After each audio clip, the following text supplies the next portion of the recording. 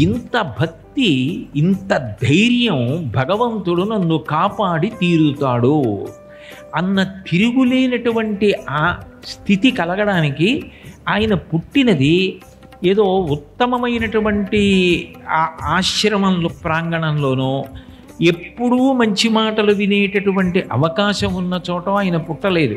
ఆయన పుట్టినది రాక్షస కులం. అసలు మంచి మాట అన్నది అక్కడ వినపడదు. అటువంటి చోట పుట్టాడు. అయినా ఆయనకి ఇంత భక్తి ఎక్కడి నుంచి వచ్చింది అంటే ఆయనే చెప్పుకున్నాడు, నాకింత భక్తి ఏర్పడడానికి కారణం నా గురువు.